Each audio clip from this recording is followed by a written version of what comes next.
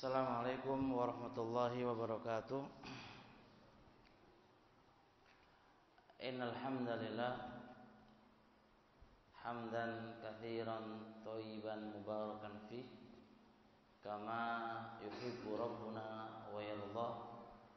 Asyhadu an la ilaha illallah wahdahu la syarikalah wa asyhadu anna Muhammadan abduhu wa rasuluh. Amma ba'd, fa inna asdaqal hadisi kitabullah, khairul hadi hadi Muhammadin sallallahu alaihi wa alihi wasallam, wa syarrul umuri muhdatsatuha, fa inna kulla muhdatsatin bid'ah, fa inna kulla bid'atin dhalalah, wa kulla dhalalatin finnar. Fa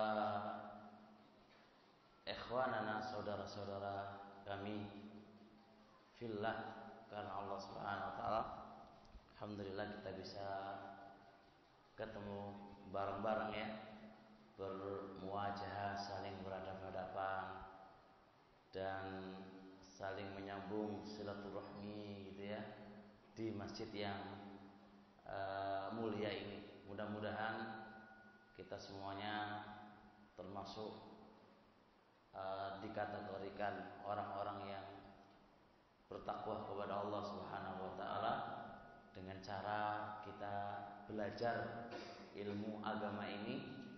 Nah, dan cara belajarnya bareng-bareng, Pak ya. Cara belajarnya bareng-bareng. Tidak jenengan saja, tidak Bapak-bapak aja, kita juga bareng-bareng belajar. Tema yang akan dibahas ini sebagaimana di pamflet ya. Temanya apa, Pak? Mengenal dunia jin. Dunia jin kok dikenal gimana sih ya? Nah, biar lebih akrab gitu ya. Sebenarnya tema ini yang angkat Ustadz Abu Hudzaifah. Beliau itu orangnya itu. Ini beliau yang angkat. Beliau ya salah satu dari santri kami. Jadi beliau santri kami. Nah, beberapa tahun beliau belajar sama kami dan alhamdulillah Allah berikan kepada beliau kecerdasan, ya kan, kepandaian baik dalam ilmu agama beliau, masya Allah, dan juga beliau punya kelebihan. Ini walaupun beliau santri kami, jadi beliau punya kelebihan sampai gurunya kalah dalam bab ini, ya, dalam ini gurunya kalah. Beliau punya kelebihan dalam bab masalah terkait dengan jin. Jadi pengobatan yang kiranya seorang manusia itu dikenai jin, imam kena sihir atau dulu pernah belajar karate, belajar silat yang itu bersenang-senang dengan jin atau yang lain. Lah itu ya nih tugasnya Ustadz Abu Hudzaifah nanti yang terangkan. Nah, jadi beliau masya Allah punya kelebihan dalam bab ini. Anda katakan tadi sampai gurunya kalah, ya kan?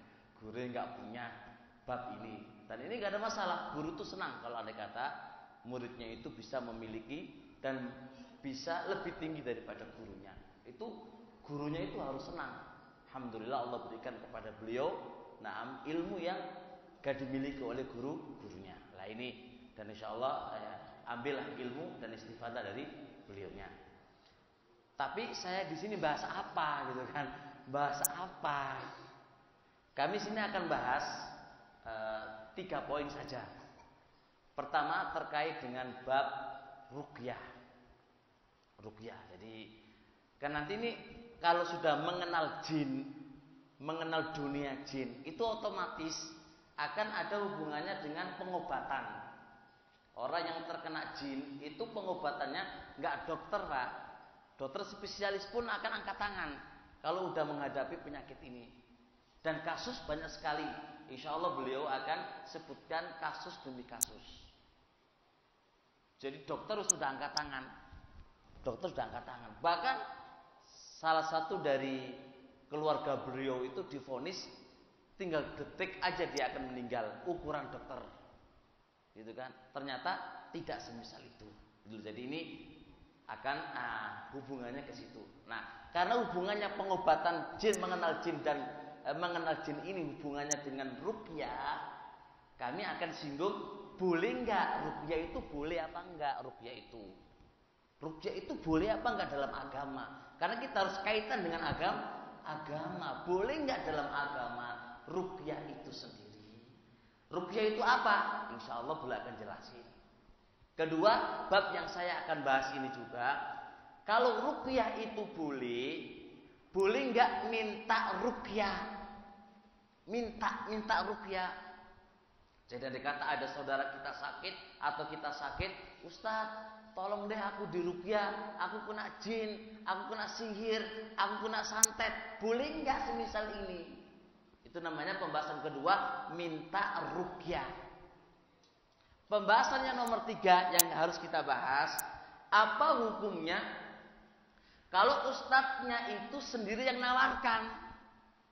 Ustadznya yang nawarkan, saking baiknya, sangat baiknya si ustadz nawarkan, ayo teman-teman, siapa yang minta ruqyah, siapa yang sakit biar saya ruqyah, dia yang menawarkan.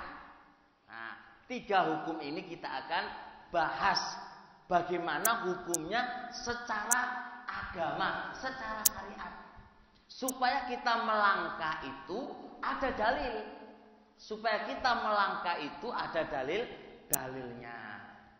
Jelas ini insyaallah. Paham nggih? Paham Pak ya? Baik. Pembahasan pertama yang harus kita bahas, sebelum ini Pak, bentar Pak, soal dulu. Pembahasan pertama tadi apa Pak? Telah betul saja Pak ya.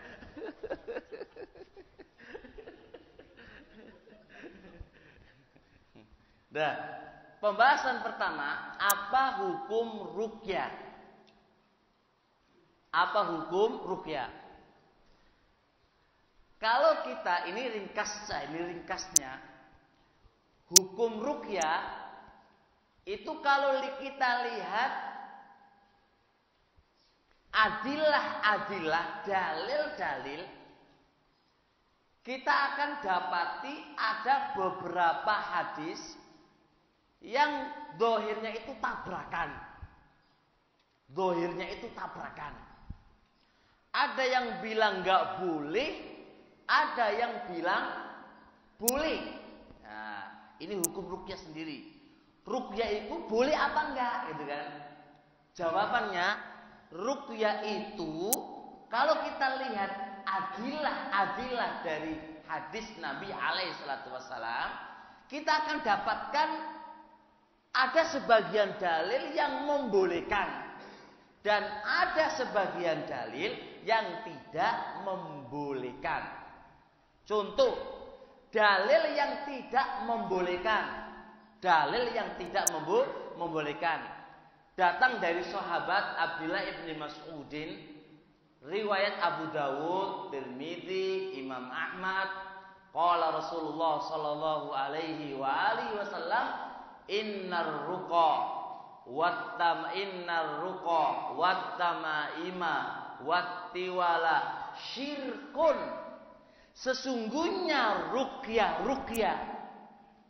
wattamaim, jimat itu dihukumi syirik. Nah, jadi ruqyah itu dihukumi syirik oleh Rasul alaihi salatu wassalam. Syirik itu apa? Menyekutukan Allah. Itu syirik. Oh, syirik besar ini kan, Allah disekutukan. Nah, kalau kita tinjau hadis ini, oh enggak boleh ruqyah itu, syirik ruqyah itu, kan? Syirik itu enggak boleh itu ruqyah. Kalau hanya melihat tahu satu dalil toh, ya enggak boleh. Kita lihat adilah yang lain yang membolehkan. Adilah dalil yang membolehkan. Di antaranya hadisnya banyak sekali ya. Di antaranya hadis yang kami sampaikan di sini, hadis Auf ibnu Malik. Qala, riwayatnya Tirmidzi dan juga yang lain. Kunna narki fil jahiliyah.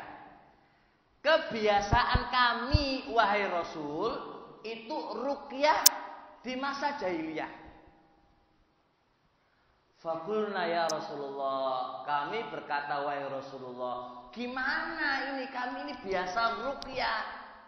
Perhatikan, dari ruqyah itu ada di zamannya, ada di masa jahiliyah, dan itu ditanyakan kepada Nabi. Nabi gimana ini? Kami ini biasa ruqyah.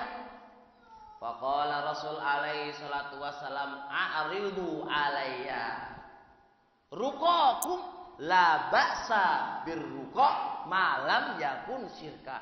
Dari Nabi, kata Nabi, a'ridu alayya, perlihatkan kepadaku gimana ruqyah kalian. Perlihatkan kepadaku. Mana cara ruqyah kalian, model ruqyah kalian, perlihatkan kepadaku.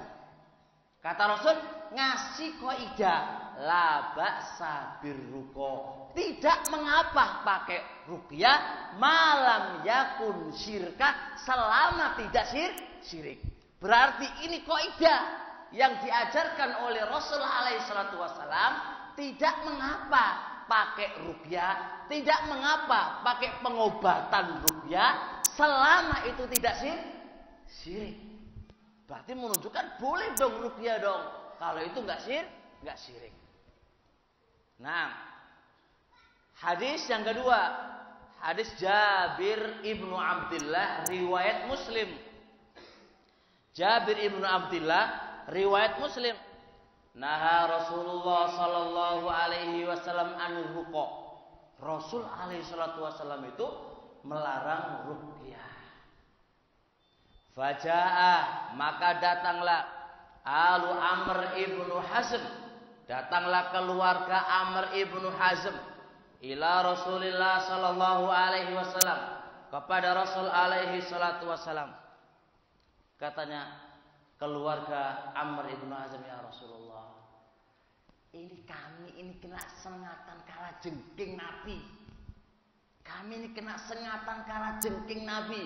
Sedangkan Anda Nabi telah melarang ruqyah. Gimana ini Nabi? Jadi Nabi pertama melarang ruqyah, nggak boleh ruqyah itu. Terus kemudian keluarga Amr ibnu Hazm terkena sengatan kala jengking. Lapor, wahai Rasul, ini gimana ini? Anda melarang nggak boleh ruqyah, sedangkan saya kena sengatan kala jengking, ini gimana? Wis, faqala Rasul alaihi salatu wassalam, ya wis gak apa-apa, la ba'sa birruqa, gak apa-apa pakai ruqyah, gak apa-apa udah. Man istata'a minkum ayyang fa'ahu falyanfa. Barang siapa yang mampu memberikan manfaat kepada saudaranya, kasih manfaat kepadanya. Bahkan Nabi malah menyuruh, kalau andai kata ada saudara kamu kena penyakit ruqyah, kena kecengatan ini, bantulah dia. Menunjukkan bahkan Nabi mendorong untuk ruqyah. Nabi mendorong untuk ruqyah. Hadis Aisyah radhiyallahu taala anha, anan Nabi alaihi salatu wasallam idza staka. Nabi itu kalau sakit, raqahu Jibril. Malaikat Jibril itu meruqyah dia. Nah, dan masih banyak adilah yang lain. Dari 3 adilah atau 4 dalil yang kami sebutkan tadi menunjukkan boleh memakai ruqyah. Jelas ya Pak ya? Berarti Anda simpulkan ada dalil yang melarang, ada dalil yang membolehkan. Dalil yang melarang ruqyah itu syirik. Ada dalil yang mengatakan gak apa-apa, bahkan Nabi mendorongnya, bahkan Nabi melakukannya. Jelas? Dari gini bagaimana cara mengkompromikan? Bagaimana cara para ulama mengkompromikan antara 2 dalil yang zahirnya bertentangan, ini gimana? Ya, makanya kita kalau mengambil suatu hukum jangan ngambil satu hadis doang. Kalau satu hadis doang dihukumi dilarang. Kalau ngambil satu sampingnya dihukumi boleh, nggak boleh begitu, harus beberkan, dijelaskan secara gamblang. Ini loh yang melarang, ini loh yang membolehkan. Bagaimana cara mengkompromikan antara dua dalil yang zahirnya bertentangan tadi. Kesimpulan, cara mengkompromikan, satu, pengkompromiannya Imam Khattabi di dalam kitab Ma'alimus Sunan. Khattabi dalam kitab Ma'alimus Sunan, Syarah Sunan Abi Dawud, beliau menjelaskan bahwasanya larangan memakai ruqyah itu kalau cara ruqyahnya memakai selain bahasa Arab. Jadi kayak gini Pak ya, ini banyu, air, dikasih ini, komat kamit, ya gitu kan. Lah, ya. Jadi komat kamitnya ini nggak pakai bahasa Arab. Nggak pakai bahasa Arab. Kenapa kok begitu? Fa innahu la yudrak, karena nggak diketahui maksudnya apa dan maunya apa. Nggak dipahami itu. Kalau selain bahasa Arab gimana orang paham? Untuk orang Arab yang di apa? Yang di ruqyah. Ya kan? Orang Arab yang di ruqyah pakai bahasa Jawa. Ora mudeng iki. Nggak paham lah. Bentuk semisal ini nggak boleh, karena nanti dikhawatirkan ada kesyirikan dan ada kekufuran karena nggak dipahami maksudnya. Berarti kalau anda kata ada jimat Pak ya, bahasa Arabnya dijungkir wali Pak, dijungkir wali atau dijungkir wali Pak? Apa jungkir wali itu? Dijungkir balik lah itu. Maksudnya apa iki? Maksudnya apa dan maunya apa? Nggak mudah, nggak dipahami, nggak boleh. Ini ruqyah yang dilarang oleh syariat. Lah jenengan nanti kalau ada Ustaz Abu Hudzaifah bikin kayak gitu itu berarti ngawur itu orangnya. Bener kan? Gitu cara mainnya, ini kok idana gitu kan. Nah, itu nanti lihat. Nanti kalau Ustaz Abu Hudzaifah bikin ruqyah gini ini, oh ngomong apa itu? Bilang apa itu ayo? Doa apa itu? Itu harus jelas. Harus jelas. Yang dibaca apa? Yang dibaca apa? Itu harus jelas. Kemudian seterusnya, pengarang kitab Badlul Majhud dari ulama Syafi'iyah mengatakan ruqyah yang dilarang itu adalah makana bi asma'il asnami wasyayatin. Ruqyah yang dilarang itu kalau menyebut nama-nama patung dan nama-nama jin. Jin ifrit, jin ini, kami minta tolong, ini sembuhkan. Lah, ini nggak boleh. Ini nggak boleh. Ini ruqyah yang syirik, ruqyah nggak diperbolehkan. Jadi dia memanggil jin, memanggil nama-nama patung selain Allah, memanggil jin-jin itu didatangkan untuk menyembuhkan si pasien. Ini nggak boleh. Ini syirik. Nah, kemudian seterusnya Ibnul Athir rahimahullahu taala mengatakan,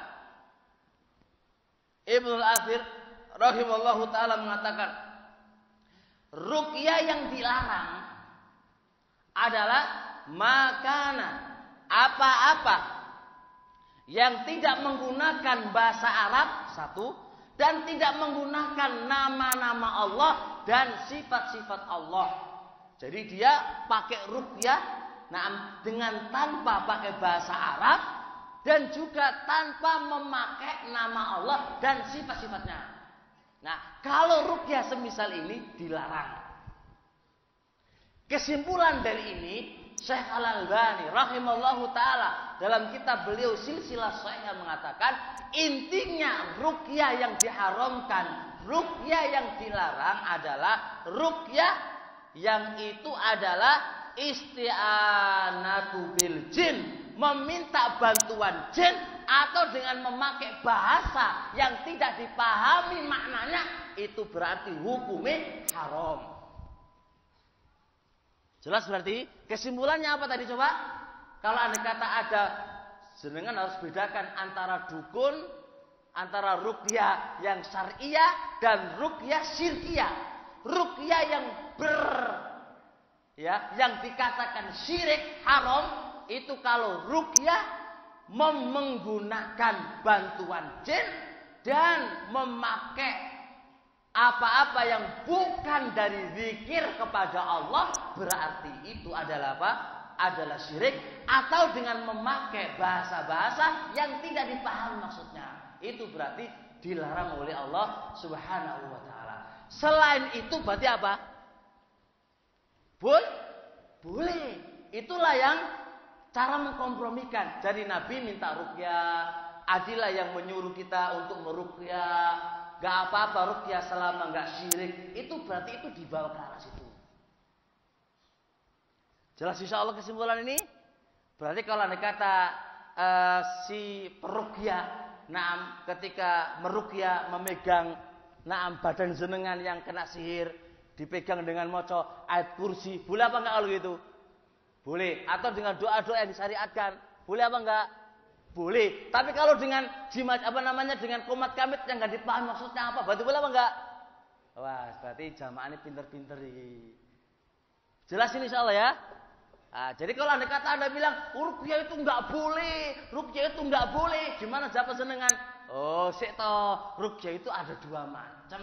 Ada ruqyah yang disyariatkan, yang syariah, dan ada ruqyah yang syirkiyah. Ruqyah yang syirkiyah itu kayak apa? Jenengan bisa jelaskan. Ruqyah yang syariah itu kayak apa? Jenengan bisa jelaskan. Baik.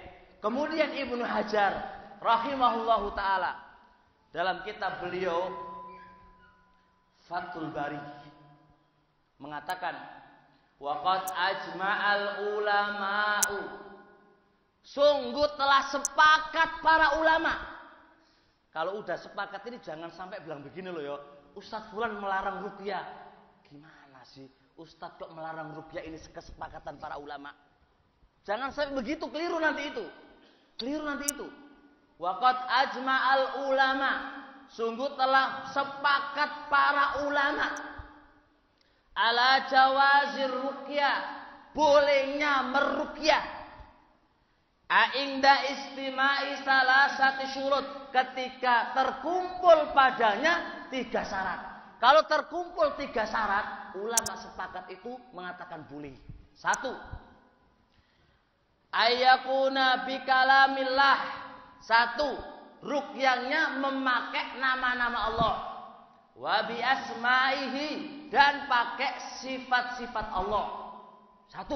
Yang kedua, ayyakuna bilisanil arabi, dengan bahasa Arab. Au yu'raf maknahu, atau dengan selain bahasa Arab tapi dipahami maknanya.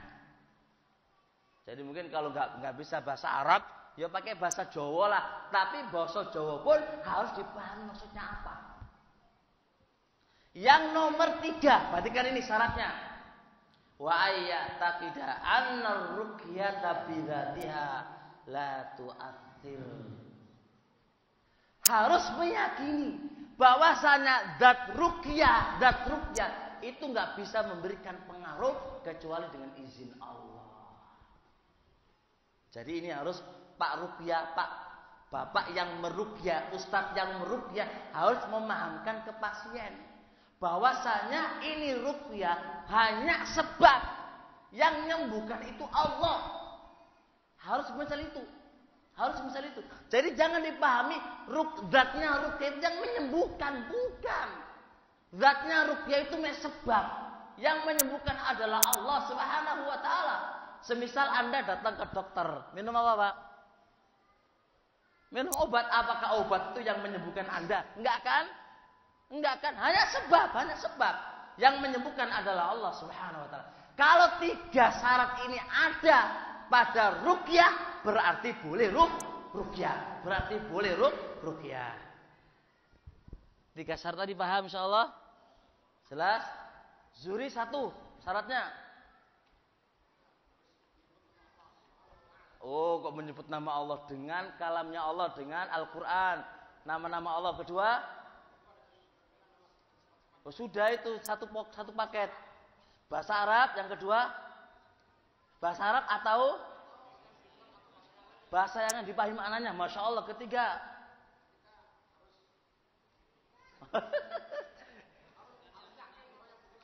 Masya Allah. Itu baru kita ngaji dapat hasil ya. Jelas ini, jadi kita ngaji itu pulang harus dapat hasil ya. Jangan pulang hanya jangan. Jadi kita pulang dapat hasil 1 poin, 2, 3 poin gitu loh Pak ya.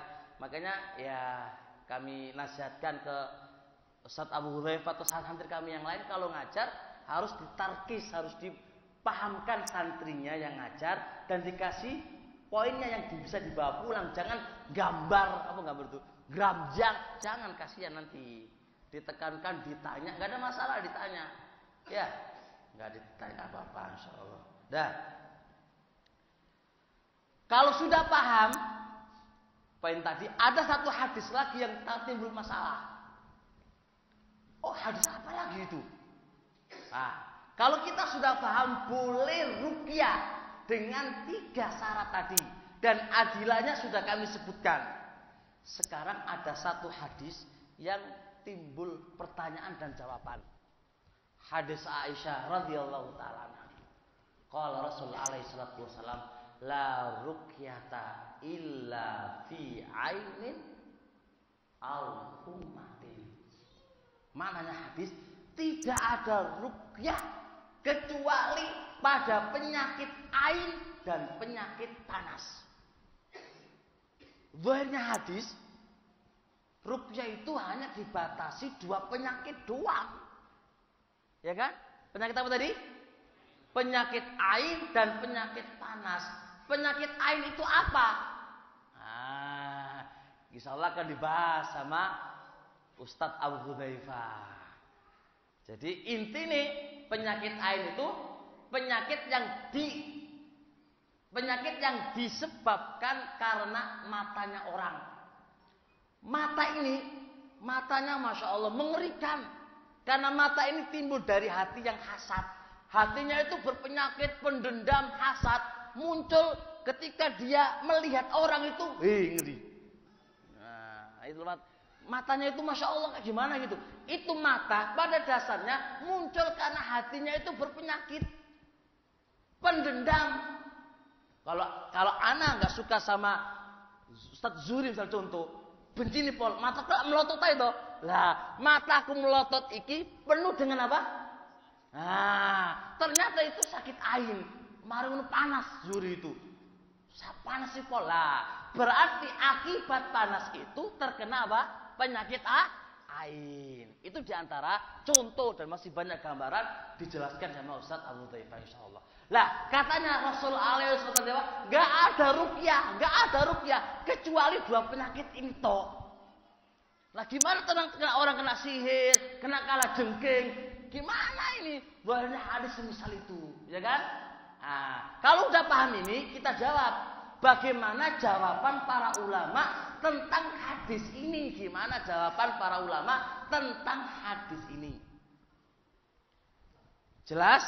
Pengarang kitab Tuhfatul Ahwadhi Mubarakfuri dan juga pengarang kitab Aunul Ma'bud, dan ini juga kalamnya Syaukani fi Nail Autar, dan juga kalamnya ulama-ulama yang lain mengatakan, dan sehingga diringkas oleh Syekh Ibnu Utsaimin dalam kitab Qaul Mufidnya, beliau mengatakan, mereka mengatakan la ruqyata, maksudnya tidak ada ruqyah yang paling bermanfaat. La ruqyata anfa, tidak ada ruqyah yang paling bermanfaat kecuali 2 penyakit ini. Paham ya? Pahami kata-kata bermanfaat. Berarti kalau andai kata ruqyah ini diberikan selain 2 ini, apakah boleh atau boleh? Boleh. Bermanfaat? Bermanfaat, cuma kurang. Paham kan bahasa Arabnya? La ruqyata anfa'u. Tidak ada ruqyah yang lebih bermanfaat kecuali pada 2 penyakit ini. Kalau 2 penyakit ini, ruqyah itu luar biasa untuknya. Paham kan? Mafhumnya berarti bagaimana selain 2 penyakit, apakah boleh? Jelas boleh.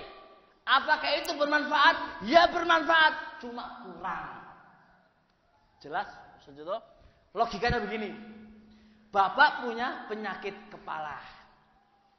Sakit kepala itu ada obat yang ampuh untuknya. Contohnya apa? Panadol. Contoh Pak ya. Pokoknya kalau sakit kepala, pokoknya cospleng ini Panadol. Oh tidak ada penyakit, tidak ada obat untuk sakit kepala kecuali Panadol. Tapi apakah obat yang lain bisa? Bisa. Cuma responnya mungkin kurang. Itu maksudnya. Bukan berarti nggak boleh pakai obat yang lain. Tolong dipahami. Kalau nggak cerdas, nanti pemahamannya beda lagi nanti itu. Pasti kan itu. Sehingga kalau nggak cerdas itu kemudian dia diem gak ada masalah. Tapi kalau secara cerdas menghukumi orang, ya melarang orang, itu masalah nantinya. Jelas? Paham gak ini? Baik. Alasan yang kedua. Kalau kita katakan nggak boleh ruqyah kecuali dua ini toh. Tadi ada yang terkena sengatan apa tadi Pak? Kalau jengpus gimana hadis ini kan? Iya toh? Gimana hadis ini? Dan nanti ada beberapa hadis yang lain yang kita akan dapati ternyata selain itu pun juga bisa. Lah, hal itu memberikan pemahaman berarti tidak terfokus pada dua penyakit ini saja. Jelas kan? Mudeng Bapak ya? Jelas? Ayo. Alhamdulillah.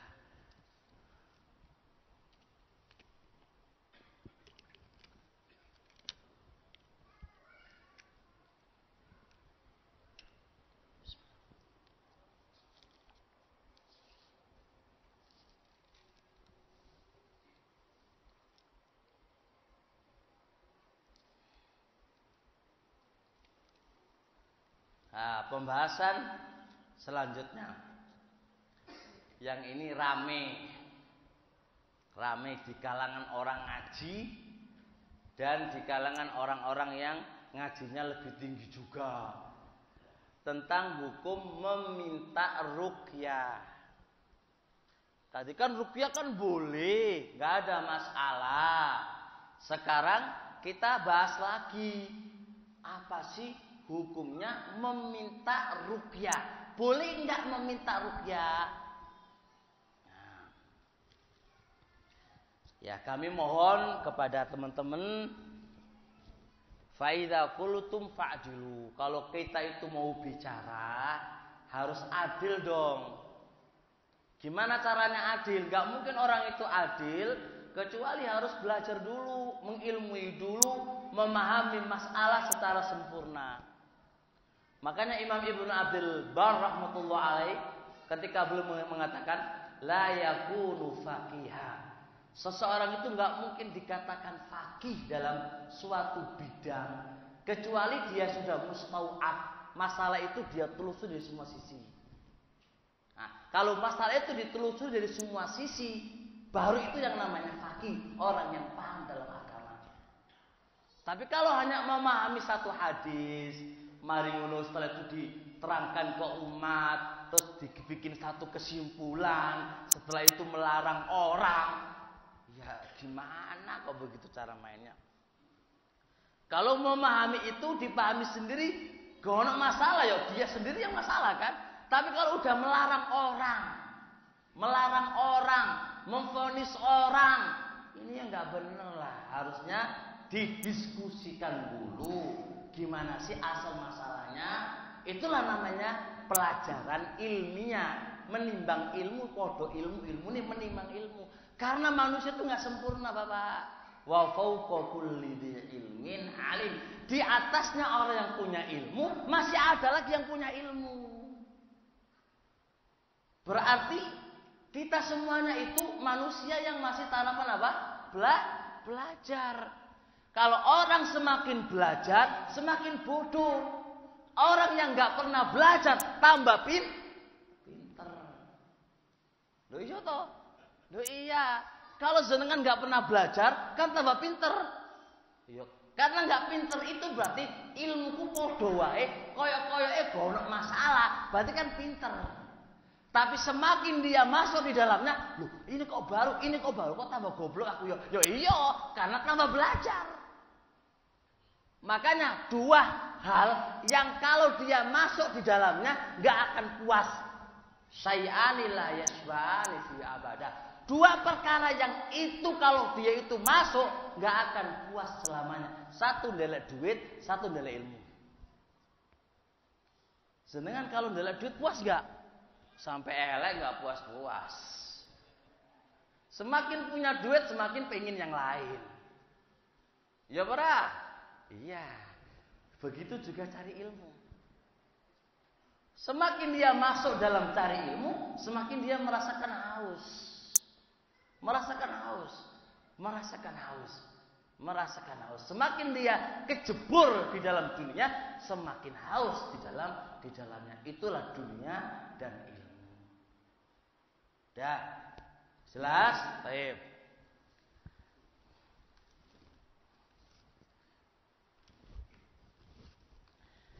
Kami akan bahas dulu ada dua hadis. Yang dua hadis ini dibikin pegangan oleh orang-orang yang tidak membolehkan minta ruqyah. Dan ini akan kami kupas gimana sih pemahaman para ulama tentang ini. Hadis Ibnu Abbas. Hadis Ibnu Abbas. Rahmat, Ustaz Rahmat. Ibnu Abbas namanya siapa? Ibnu Abbas namanya siapa? Abdullah Ibnu Abbas. Yakin? Ya wis. Iya. Ibnu Abbas namanya Abdullah Ibnu Abbas. Ustaz Zuri? Kalau Imam Bukhari namanya siapa?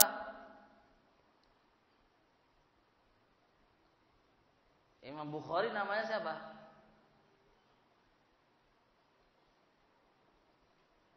Sampingnya Pak Prayit. Siapa namanya Imam Bukhari?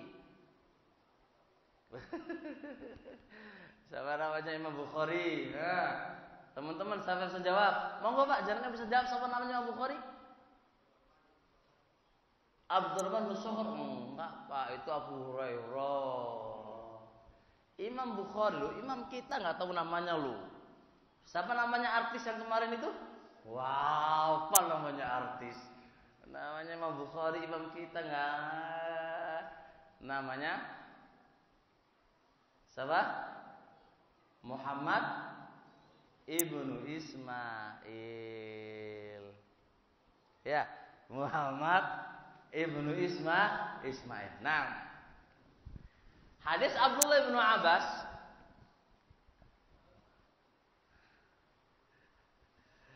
Nah, ada sab'una alfan, 70.000. Yadkhuluna al-jannata, mereka itu masuk ke dalam surga. 70.000 masuk ke dalam surga bighairi hisabin, tanpa hisab.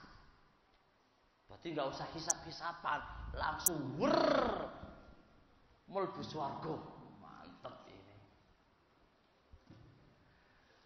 Siapakah mereka 70.000 yang masuk ke dalam surga langsung ke surga itu siapa? Mereka satu, la yatatayyarun wala yaktawun wala yastarqun wa ala rabbihim yatawakkalun. Di antara tiga orang ini, tiga kelompok ini, satu, la yastarqun, orang yang tidak minta ruqyah. Wa ala rabbihim, karena apa kok nggak minta ruqyah? Kenapa mereka nggak minta ruqyah? Karena mereka bertawakal kepada Allah. Jelas? Berarti apa zahirnya hadis? Apa zahirnya hadis? Zahirnya hadis, orang yang tidak minta ruqyah, ya, orang yang tidak minta ruqyah, kalau dia masuk surga gitu kan, kalau dia masuk surga gitu ya, kalau masuk surga, Jadi kalau dia masuk surga langsung aja tanpa hisab. Wus. Masya Allah. Jelas kan? Berarti keutamaan orang yang tidak minta ruqyah. Jelas? Jangan berhenti di sini dulu. Kita harus punya paham, loh kenapa dia kok nggak minta ruqyah itu kenapa, gitu kan? Harus ada alasan dong. Kok sampai sakit kena sihir meneng wae. Meneng aja. Kena santet diem aja. Oh, diem aja. Iya. Kena santet, kena sihir, ya diem aja. Oh nggak minta ruqyah. Ya syukur-syukur alhamdulillah ada para ustaz datang, Anda minta ruqyah apa enggak? Ono sing nawari, yuk meneng gitu aja. Alhamdulillah kalau bisa begitu kan. Nah, untuk mendapatkan kedudukan ini langsung masuk surga tanpa hisab. Nah, itu loh. Dah. Kita akan jelaskan satu penjelasan Imam Syekh Shalih Fauzan. Tak sebutkin mutaakhir dulu. Dalam kitab beliau Syarah Kitabut Tauhid. Pahami bagaimana maksud daripada tidak meminta ruqyah. La yatlubuna min ghairihim ayyarqiyahum. Keutamaan ini diberikan kepada mereka yang tidak meminta orang lain untuk meruqyahnya. Enggak meminta kepada orang lain untuk meruqyahnya. Kenapa? Lihat. Li'anna talabar ruqyati minan nasi su'alul makhluki. Karena meminta ruqyah itu adalah memohon kepada manusia. Perhatikan ini. Jadi ilahnya kenapa mereka mendapatkan kedudukan yang tinggi itu? Karena mereka nggak mau meminta kepada manusia. Nggak mau meminta kepada manusia. Nggak mau meminta kepada manusia. Kenapa memangnya? Wa su'alul makhluki fihi dhillah. Karena meminta kepada manusia satu kerendahan. Satu kerendahan. Saya nggak mau minta manusia. Nggak mau minta sama manusia. Fahum yata'affafuna 'anil nas. Mereka itu menjaga harga dirinya, enggak mau minta sama manusia. Itulah maksud daripada kenapa mereka tidak minta ruqyah tapi dapat keutamaan yang besar. Kalau antum enggak minta ruqyah kepadanya, nanti kalau sakit ya menengo wae, enggak usah minta pijit orang. Gak usah minta orang bekam. Kan intinya kan gak minta sama orang kan. Ya sabar aja. Sabar aja. Kena jin, kenapa? Ya meneng. Rasanya antum disayat-sayat oleh jin. Ya tetap meneng aja. Gak minta sama manusia. Gak minta manusia. Dia punya prinsip. Prinsipnya itu apa? Kalau minta kepada manusia itu adalah satu kehinaan. Satu kehinaan. Dan dia gak minta itu. Bisa jenengan Pak? Bisa. Alhamdulillah. Insya Allah. Satu rahmat insya Allah. Nah. Kedua. Pernyataan Syekh Ibnu Utsaimin. Baik. Sekarang saya tanya Pak. Di dalam kalamnya Syekh Shalih Fauzan. Apakah terdapat pelarangan? Sepakat tidak kan? Tidak ada kata-kata melarang kan? Cuma ini menunjukkan keutamaannya. Orang yang tidak meminta kepada manusia. Itu keutamaan. Tidak ada kata-kata larangan. Jelas? Ustaz Zuri, berarti kan Ustaz Zuri? Paham ini? Jangan tolak-tolak nanti salah paham. Ya. Paham ya? Paham. Khawatir salah paham. Baik. Berkata Syekh Ibnu Utsaimin rahimahullah. Dalam kitab beliau Qaulul Mufid fi Syarh Kitab Tauhid. Baik. Kenapa mereka ini enggak minta ruqyah? Satu alasannya, Liquwati i'timadihim 'ala Allah, karena kuat sekali bersandarannya kepada Allah. Jadi wis aku seorang ngunu-ngunuan lah, aku nak sandar sama Allah wae, njaluk nang Allah wae. Alhamdulillah aku mampu begitu. Wis ora seke enggak ke sini wala ke situ. Udah enggak. Ana atamidu 'ala Allah. Aku bersandar kepada Allah saja. Nah, kedua, li'izzati nufusihim 'anit tadhalluli bi ghairillah, karena menjaga kehormatannya, tidak mau merendahkan diri, meminta kepada selain Allah Subhanahu wa taala. Dia menjaga dirinya, dia menjaga kehormatannya, sehingga dia tidak meminta kepada selain Allah Subhanahu wa taala. Hatta minta bantuan pun enggak. Minta bantuan enggak. Enggak, wis pokoknya anak kuat bersandar sama Allah aja wis. Yang nomor 3. Kenapa mereka enggak minta ruqyah? Karena di dalam ruqyah itu ada ta'alluq bi ghairillah, bergantung dengan selain Allah. Jelas? Nah kalau gitu enggak usah minum obat ya. Sakit untu ya teko meneng wae, enggak usah bergantung dengan obat. Karena obat selain Allah loh. Ya kan? Udah itimah sama Allah aja. Itimah sama Allah aja. Bersandar sama Allah aja, ya Allah. Jaluk Allah lah gitu. Dan anak sebenarnya pengen banyak cerita. Bagaimana keadaan para ulama salaf ketika mereka itu tertimpa satu penyakit. Mereka itu senang tertimpa penyakit sebagaimana mereka senang ketika sehat. Kita bisa gitu Pak ya? Kita dikasih sakit 10 hari aja sudah nangis ampun-ampun. Sehatnya itu berapa tahun? Dihitung sehatnya berapa tahun, sakitnya berapa hari. Itu nangisnya ampun-ampun. Ulama salaf dulu enggak. Mereka sakit juga alhamdulillah, mereka juga alhamdulillah sehat dan sakitnya itu sama di sisi mereka. Kalau ada waktu, saya ingin nyebutin satu-satu. Ini semua ada di kitab Aina Nahnu Min Haula. Di mana kita dengan mereka itu kayak apa kita itu? Gitu, masya Allah kayak begitu. Nah, dari Ibnu Qayyim banyak sekali menyebutkan dalam kitabnya beliau, tentang bagaimana ulama salaf dulu itu kayak apa, itu banyak sekali. Kemudian seterusnya, Syekh bin Baz rahmatullahi alaih, beliau mengatakan, amma ma'as su'ali fatarkuhu aula. Adapun kalau ruqyah dengan bentuk meminta, lebih bagusnya ditinggalkan. Tapi inda adamil hajah, tapi kalau memang dibutuhkan,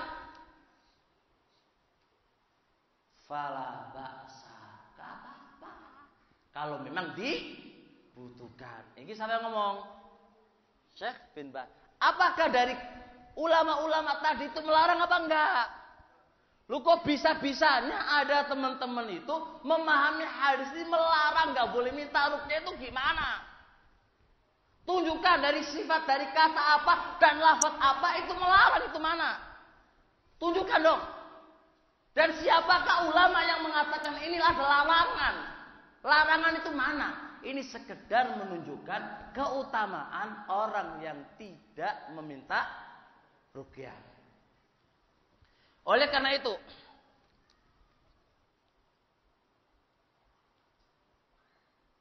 begitu juga penjelasan Syekh Abdul Aziz Ali Syekh juga sama. Dari situ kami akan simpulkan. Pernyataan 1 Imam Ibnul Athir adalah simpulkan. Pernyataan kedua Imam Khattabi rahimahullah. Pernyataan yang ketiga Imam Mubarakfuri rahimahullah mengatakan, hadhihi arfa'u darajatin fil iman. Seseorang yang tidak meminta ruqyah, tidak meminta kepada makhluk, karena kuatnya sandarannya kepada Allah, itu tingkatan yang paling tertinggi dalam keimanannya. itu orang tertinggi, Pak. Tingkatannya tinggi sekali. Tinggi sekali. Sehingga dia nggak menoleh kepada makhluk sama sekali. Nggak menoleh kepada obat. Nggak menoleh kepada apa. Bukannya nggak boleh. Bukan. Tapi mereka merasakan indah dan tenang dengan menerima ujian dari Allah Subhanahu wa ta'ala. Jelaskan ini? Merasa begitu dia. Nah, kemudian ditambah lagi oleh Imam Ibnul Asir rahmatullah mengatakan, wa hadza min sifatil auliya. Ini loh sifatnya para wali-wali Allah. Sifatnya para wali-wali Allah itu sudah enggak menoleh kepada itu semuanya. Mereka pasrah dengan Allah, bersandar kepada Allah, enggak menoleh ini wah itu. Wis pokoknya kita ke Allah wis. Kita rasakin aja. Itu sifatnya para wali-wali, Pak. Ammal khawas, itu orang-orang khawas. Naam, la yablughuna ghairu, orang lain enggak bisa sampai semisal itu. Adapun orang-orang awam kayak kita ini, farukhiso lahum tadawi, dikasih rukso, diperbolehkan untuk berobat karena kita masih orang-orang apa? Orang-orang awam. Sakit panas sedikit, atuh. Ya kan? Panggil istrinya, ini loh iya. Bahkan kalau sakit giginya marahin istrinya, ibadah wis korat karit kabeh, ini semuanya korat karit. Sakit panas wis enggak bisa ini, bisanya marah tok. Ya, kalau dia enggak minta ruqyah, setelah itu dia marahin semua, dimarahin semuanya, enggak sabar, berkeluh kesah, terus piye coba ayo. Kalau antum bisa semisal sifatul aulia, sifatnya para wali-wali Allah, sifatnya orang-orang yang juara, gak ada masalah. Masya Allah itu jempol. Nah, jempol.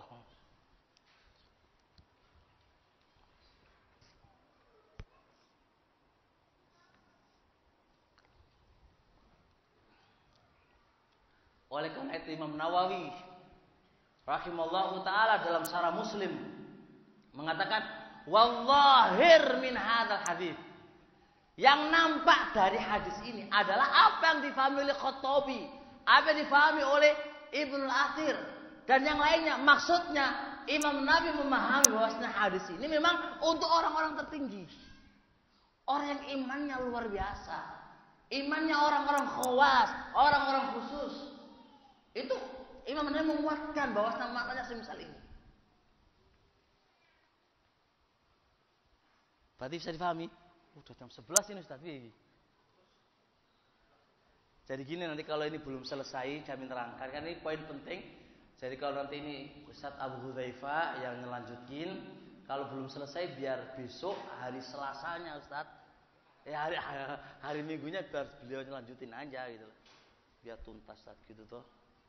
Nah, sip.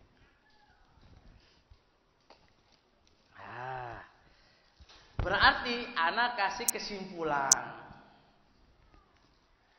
Berarti kesimpulannya gimana? Hadis ini menunjukkan keutamaan orang yang tidak minta ruqyah. Kenapa kok gak minta ruqyah, Pak? Soalnya imannya tinggi, tawakalnya tinggi. Nah, berarti apakah orang yang jatuh di dalamnya, artinya meminta ruqyah karena satu alasan, satu sebab, apakah jatuh pada perkara haram? Jatuh pada perkara yang makruh? Yang makruh aja enggak, apalagi haram. Cuma karena iman kan berbeda-beda. Kualitas iman itu berbeda-beda. Kualitas iman kita dengan orang-orang terdahulu jelas berbeda dong. Antara kita aja berbeda-beda, apalagi kita dengan mereka. Gitu loh. Nah, berarti kalau andai kata meminta ruqyah, ya enggak apa-apa kalau memang dibutuhkannya. Sebagaimana fatwa dari Syekh bin Baz rahmatullahi alaihi. Bukti yang nomor 2 dari sahabat Aisyah radhiyallahu taala anha. Anna Rasulullah sallallahu alaihi wasallam adalah Rasulullah sallallahu alaihi wasallam kana ya'muruha adalah Nabi itu memerintah Aisyah antas tarbiyah untuk minta ruqyah. Sini. Nabi nyuruh Aisyah untuk minta ruqyah minal aini karena penyakit apa? Ain. Jadi kalau andai kata minta ruqyah itu nggak boleh, ngapain Nabi nyuruh Aisyah? Wah, piye iku? Aisyah nggak boleh itu. Nabi kenapa nyuruh Aisyah minta ruqyah coba? Kenapa minta ruqyah? Apakah Aisyah tingkatannya nggak tinggi? Ya nggak bisa begitu. Bisa jadi Nabi itu menjelasin itu lo gonok masalah, boleh aja. Nah, ditambah lagi dari Ummu Salamah, riwayat Bukhari juga Ummu Salamah. Anna Rasulullah alaihi salatu wassalam, bahwasanya Rasul alaihi salatu wassalam ra'a fi baitiha jariyatan. Nabi itu melihat seorang budak di rumahnya Ummu Salamah. Fi wajhiha, di wajahnya ada penyakit, di wajahnya ada penyakit. Faqala Nabi alaihi salatu wassalam, istarku, mintakan ruqyah. Mintakan ruqyah. Loh, ini loh Nabi nyuruh Ummu Salamah supaya si jariyah ini dimintain ruqyah, supaya ada orang lain meruqyahnya. Terus Nabi haram begitu, berarti haram begitu. Nah, enggak kan? Ya, ini yang harus diperhatikan. Berarti kesimpulannya, ya hadis tadi tidak ada kata-kata apa melarang, apalagi memakruhkan, ya nggak ada Pak ya, nggak ada. Nggak ada yang ngantuk ini Pak ya, yang ngantuk satana lo ya, nggak ada yang ngantuk ternyata ini, alhamdulillah nih ya. Dah, kalau ini paham, kita hadis selanjutnya. Yaqulu Rasul alaihi salatu wassalam,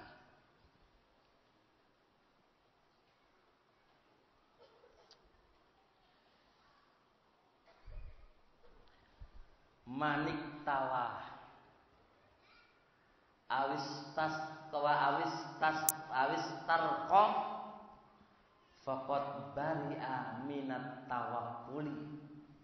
Kata Rasul, barang siapa yang meminta ruqyah maka telah lepas dari tawakal. Masya Allah, siapa yang minta ruqyah lepas dari tawakal. Orang kalau memahami kan lepas dari tawakal berarti kafir dong, gitu kan?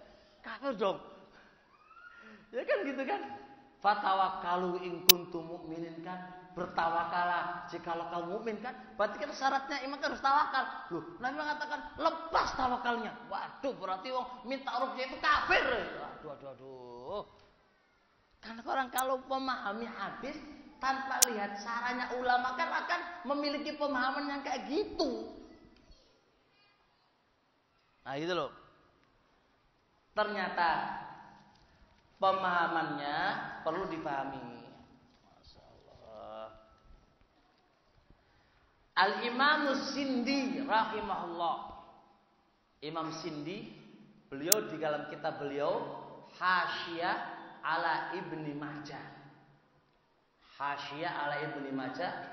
Dan Imam Sindi ini Masya Allah ulama besar, ahlu fikih, ahlu hadis, ahlu lughah, dipuji oleh Syekh Al-Albani tentang keilmuannya.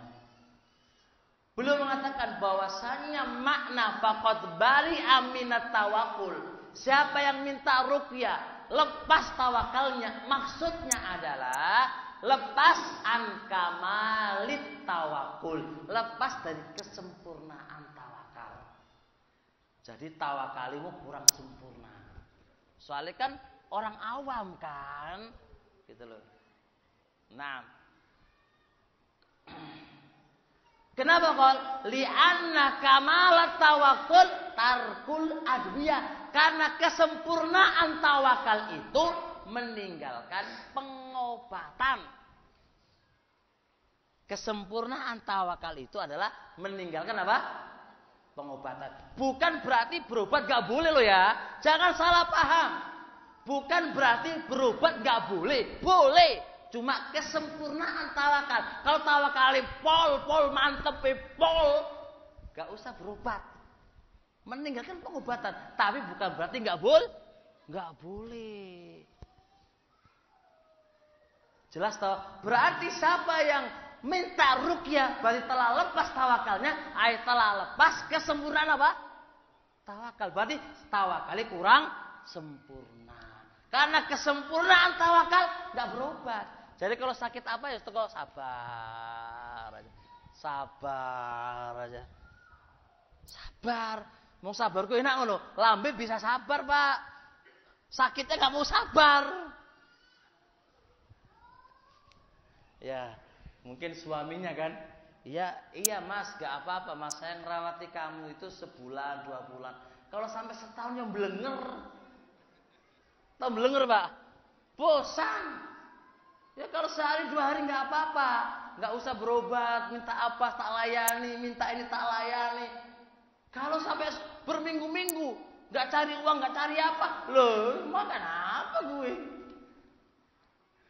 Jelas gak bisa, itu harus semua terkondisikan. Baik itu orang tua, baik itu istri, baik itu anak, semua harus bisa pak jalan ini pak. Bisa, alhamdulillah, mantap. Mantap itu sudah walinya Allah wis. Nah,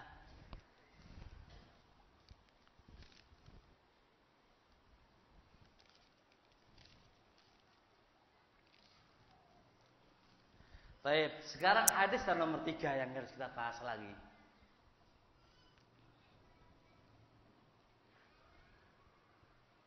Ini sudah jam. Iya iki. Gak apa-apa. Terus gimana nanti?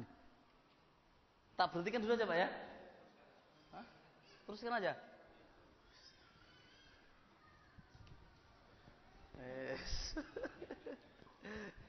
Dah. Datang hadis nomor 3 supaya urutannya hadis yang dipakai dalil oleh mereka yang nggak pas pemahamannya kita kupas gitu loh. Hadis yang nomor 3 yang dipakai oleh mereka, teman-teman sebagian orang-orang yang nggak boleh ruqyah itu, nggak boleh minta ruqyah itu ya, riwayat Ibnu Abbas. Atatu imro'atun sauda'u. Ada seorang wanita hitam datang kepada Nabi alaihi salatu wassalam. Faqala ya Rasulullah inni asra'u. Ya Rasulullah, aku kena penyakit ayan wahai Rasul. Ayan, apa itu Pak ya? Ayan apa? Hah? Ya bismillah pokoke ngono mbok. Bahasa napa ngono. Cuma wa ini atakasyaf. Cuma kalau pas kena penyakit, pas kumat ayan saya Nabi, terbuka aurat saya. Coba lihat para ibu-ibu, walaupun kulitnya hitam, tetap pengen nutup auratnya. Bukan karena nutup auratnya putih itu enggak. Hitam ngapain sih kamu tutup kulit hitam kok? Enggak begitu, walaupun hitam-hitam itu aurat. Jangan dipahami kalau hitam ngapain ditutupin segala wong yo hitam sampai yang mau jenazah nggak mau sama kamu. Ya nggak boleh gitu, tetap pipi itu bagaimanapun keadaannya. Walaupun hitam itu tetap aurat dan aurat harus ditutup walaupun itu hitam gitu loh. Walaupun ini kena penyakit ayan, datang ke Pak Rasulullah. Aku loh walaupun itu kena penyakit ayan Rasulullah, saya pengen nutup aurat saya ya Rasul. Itu loh coba, penyakit ayan aja masih ingat tentang auratnya. Gimana kita orang-orang yang masih yang sadar harusnya lebih, jangan terbuka dong aurat saya dong, dilihat oleh orang dong kan gitu kan. Harusnya begitu kan? Nah, gitu loh. Nah, fadu'ullah ali ya Rasul. Doakan kepada Allah untuk kesembuhanku ya Rasul. Coba lihat. Kalau kata Rasul, in syi'ti sobarti walaki al jannatu. Kalau kamu sabar dengan penyakit itu, surga. Lihat hadisnya. Kalau kamu sabar dengan penyakit kamu, surga. Baik. Wa in syi'ti, jikalau kamu ingin, da'autullah, saya akan doakan kepada Allah ayu afiyaki, untuk menyembuhkan kamu. Qalat ya Rasulullah asbir, aku sabar aja Nabi. Nah, saya perhatikan. Apa hubungannya dengan pembahasan kita? Ada hubungannya. Doa hampir mirip dengan ruqyah. Dia minta ya Rasul doakan aku ya Rasul. Dan ruqyah yang akan diterapkan oleh Ustadz ini sebenarnya istilah doa. Insya Allah jangan akan tahu. Jadi ini meminta Rasul doa. Ya Rasul doakan aku Rasul. Semoga Allah menyembuhkan aku ya Rasul. Apa kata Rasul? Jikalau Anda sabar, surga ini. Kalau nggak mau sabar, ya sudah. Tak doakan sama Allah, tapi kamu dapat surga. Tak doakan kepada Allah, semoga Allah menyembuhkan kamu, tapi nggak dapat surga loh ya, jaminannya loh nggak dapat. Ya gitu Nabi, aku sabar aja. Coba dalam hadis ini jelas bagaimana? Kalau kita terkena penyakit apa saja, senengan sabar, nggak usah berobat, kok sabar, gak apa-apa surga, insya Allah kalau sabar. Nah, kalau sabar, tidak ada kata-kata apa, nggak boleh Lah kalau nggak sabar, ya berobat toh kalau nggak sabar. Makanya Imam Syaukani rahimahullah fid Darari ketika menjelaskan kitab masalah kedokteran, beliau mengatakan berobat itu afdal ataukah nggak berobat itu afdal. Ana punya bab pembahasan ini, ringkasnya kata Syaukani. Kalau dia sabar, maka dia afdolnya nggak usah berobat. Kalau dia sabar. Kalau dia nggak sabar, ya berobat karena keutamaannya sudah lepas dari Anda. Keutamaan dapat surga itu lepas. Karena apa lepas? Karena Anda nggak sabar. Itu lepas bagi Anda. Karena lepas, ya berobatlah. Biar nggak berkeluh kesah. Dan ini nggak ada kata-kata larangan. Berarti kalau Anda kata ada yang berobat, baik itu pakai ruqyah atau minta doa, berarti tandai kurang. Kalau kurang sabar juga nggak usah dicela, kurang sabar udah apain lagi? Wong keiman itu berbeda-beda. Jelas Pak ya? Masya Allah. Nah, kata Syaukani, amma adamu sabri alal marad wa suduril haraj wa dhaiqis sadri minal marad fattadawi afdal. Bagi orang yang enggak punya sabar, dadanya sempit, sakit kok terus. Ya nangis sabar, gak iso sabar nangis marah terus. Ini ora sabar, Pak. Kalau ini enggak sabar, ya wis fattadawi afdal. Berobat itu lebih afdal karena enggak sabar. Jelas? Berarti ini bukan berbentuk larangan atau makro. Bukan, menunjukkan keutamaannya orang yang sabar. Jelas? Baik. Selanjutnya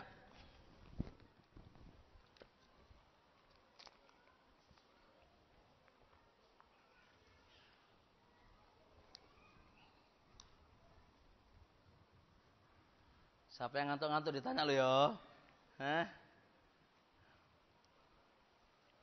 Jenengan Pak, berarti minta ruqyah boleh Pak ya? Boleh Pak, jenengan. Bapak, ini nih, pakai kaos merah. Minta ruqyah boleh? Boleh. Afdhalnya bersabar. Kalau nggak bisa sabar? Oh gitu Pak ya. Jenengan bisa sabar Pak? Bisa sabar, insya Allah ya. Loh, sabar itu nggak gampang loh Pak. Ngomong sabar gampang. Prakteknya susah. Saya aja nggak bisa sabar Pak. Saya masih belum tingkatan, masih satu jenengan podo wae lah gitu. Sakit gigi aja nangis gitu kan. Seharusnya gitu sabar gitu. Sabar. Nah enggak itu sabar piye? Nah gitu. Itu loh tandanya kita itu kondisinya memang orang yang Nggak kuat Pak, lemah orangnya. Nah kalau jenengan nyelah kelemahan kita, ya dicela lho bingung kita berupaya, sudah berupaya. Jadi orang-orang yang sabar itu berupaya sih, gitu loh. Dah, selanjutnya. Pertanyaan selanjutnya. Ini orang hisab dulu. Ini orang nggak kena hisab. Yang nggak kena hisab masuk surga. Orang yang kena hisab itu juga masuk surga. Besok kalau di surga, kira-kira tinggi mana derajatnya? Perhatikan soal saya kan, paham Pak ya? Ini ada 2 orang nih. Biar gampang-gampang, Pak Rahmat sama Ustadz Rahmat sama Ustadz Zuri. Wes, biar gampang-gampang. Ustadz Zuri langsung masuk surga, tanpa hisab. Ustadz Rahmat masuk surga tapi lama pol. Karena jadi ketua kan, jadi diobar-abir sama Allah. Wis urusan mana. Suwini pol hisabnya. Tak masuk surga. Besok di surga itu kira-kira tinggi mana derajatnya? Ah, kira-kira mana Pak? Hah? Zuri? Gosek belum tahu. Perhatikan. Belum bisa divonis. Yang bagus besok, yang tinggi derajatnya besok adalah Zuri. Belum bisa.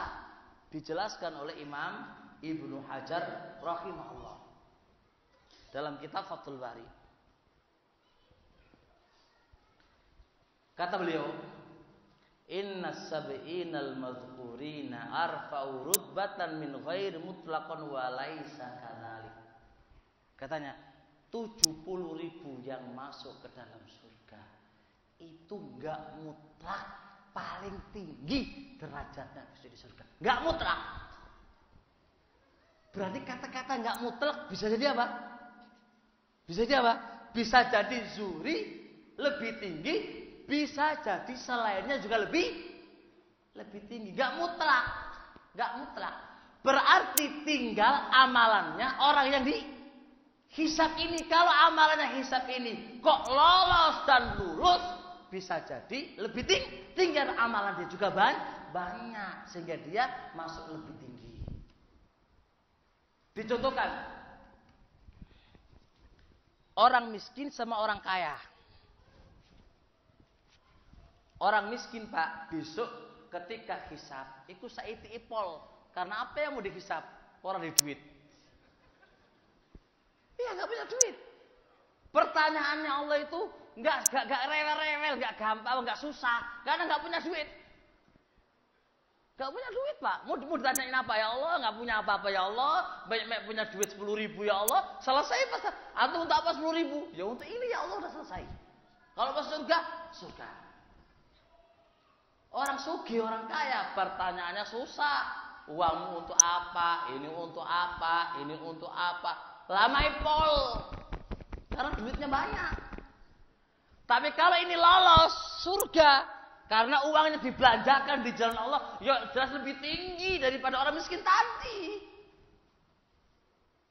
Paham Pak ya? Kalau lolos, kalau nggak lolos, kecemplung rokok. Nah gitu loh. Berarti nggak boleh kaya, nggak bisa begitu. Sama juga ada yang kaya kok. Tinggal kaya itu digunakan untuk apa? Kan gitu aja. Kalau dibelanjakan di jalan Allah, walaupun lama hisabnya, tapi kan nanti aja. Tanya, mana itu? Wah, anak jujur, ini jawabannya lulus. Gak ada pertanyaannya banyak, gak ada masalah. Tapi kan jujur lulus nanti. Kalau udah masuk surga, tinggi derajatnya, gitu loh. Kayak sepeda motor loh Pak.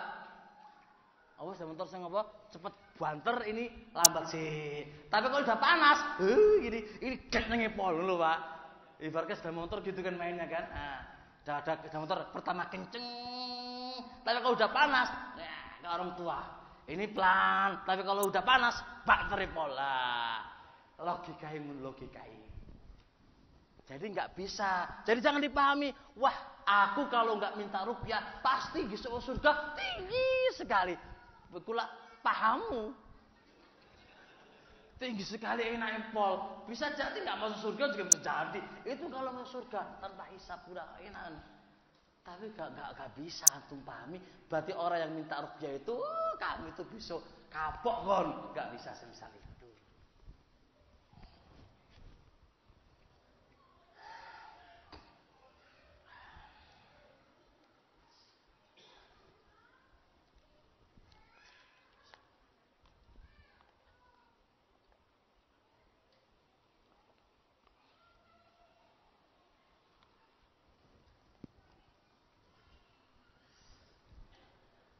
Udah? 2 pembahasan selesai. Gak ada pertanyaan kan? Baik, 1 pembahasan lagi, insya Allah setelah itu kami anggap cukup ya. Sekarang pembahasan kita, kalau kita ditawari ruqyah, mungkin ada orang baik sama kita kan, dia terus gini, kepalanya pusing, terus, Mas kenapa pusing Mas? Iya Ustaz, saya ini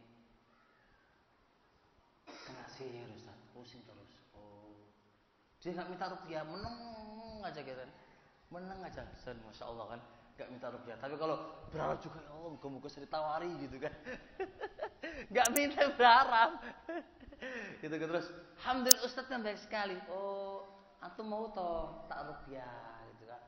Wah, alhamdulillah Ustaz, antum yang nawari saya gitu. Alhamdulillah Ustaz. Pada dasarnya itu podo wae asli itu njaluk ruqyah asli cuma masih mundur gitu aja lah gaya kali gitu kan. Terjadi sering sama teman-teman itu gayanya pol. Gaya gitu loh. Asalnya tuh ya podo minta, aslinya minta cuma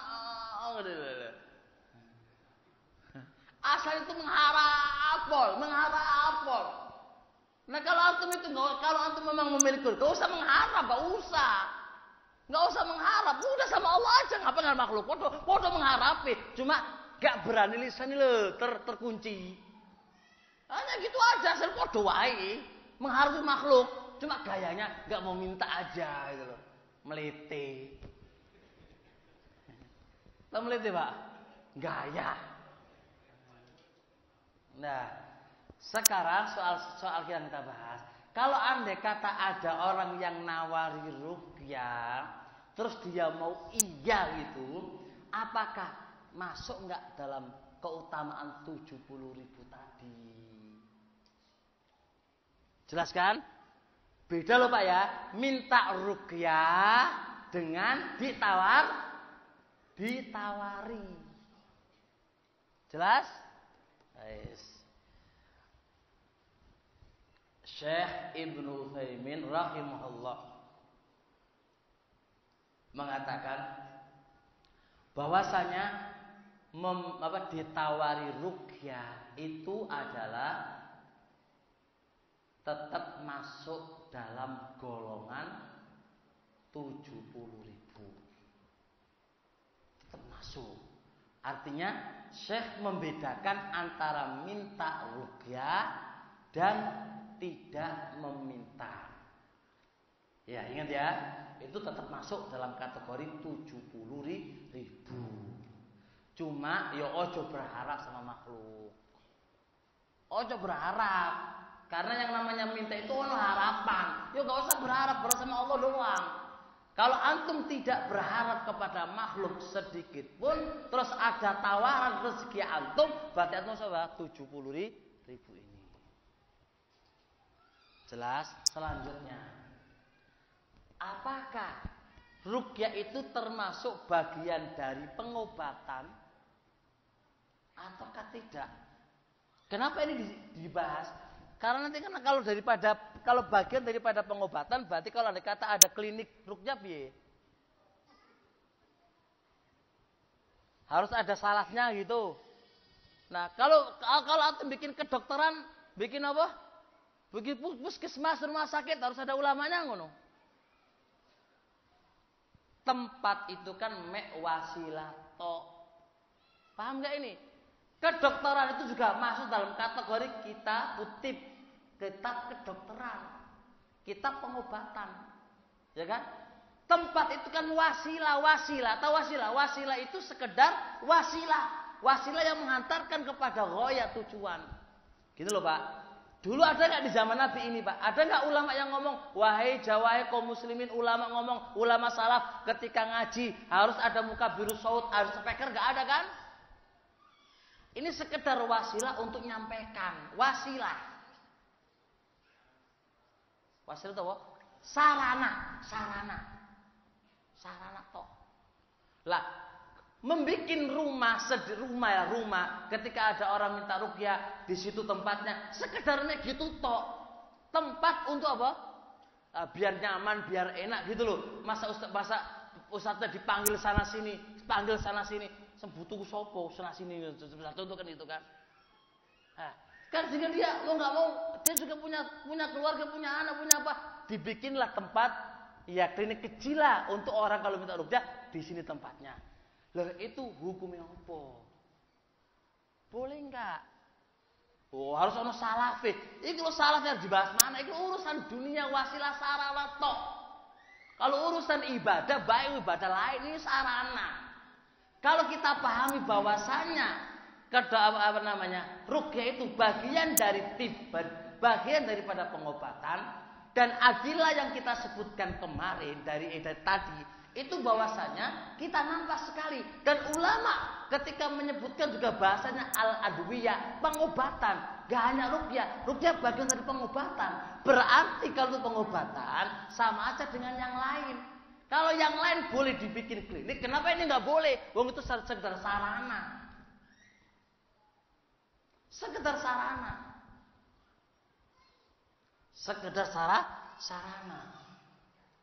Dan kaidah al-wasailah kamul maqasid. Sarana itu sesuai dengan tujuan. Kalau tujuannya bagus, sarana jadi bagus. Kalau tujuannya jelek, sarana jadi jelek. Jelas? Baik. Lah, ntar insyaallah akan dibahas teori. Ya, kalau nanti kita akan bahas masalah apa? Masalah ruqyah itu juga bagian dari pengobatan. Nanti kita akan bahas ini. Dokter boleh nggak menyentuh perempuan, Pak? Coba lihat, dokter boleh nggak menyentuh perempuan soal ini? Boleh apa enggak? Kalau memang kondisinya menuntut kan harus apa? Boleh kan? Boleh apa enggak? Nanti kalau ada ruqyah, mau nggak mau harus disentuh, dikata gitu kan, harus disentuh, ya kan?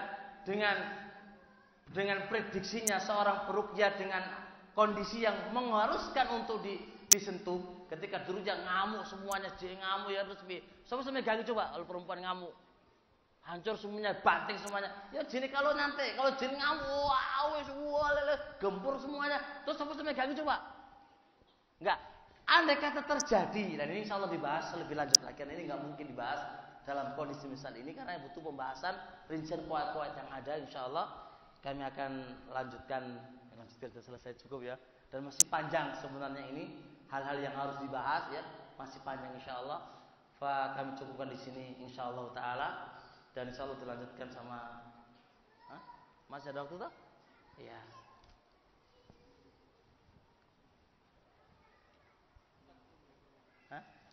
Ayo biar dulu yang ngajar. Insyaallah taala kami cukupkan di sini. Kalau andai kata kurang paham bisa ditanyakan ya. Kalau andai kata ada yang gak enak hati ya minta maaf ya. Subhanakallahumma wa bihamdik, asyhadu an la ilaha illa anta, astaghfiruka wa atubu ilaik. Assalamualaikum warahmatullahi wabarakatuh.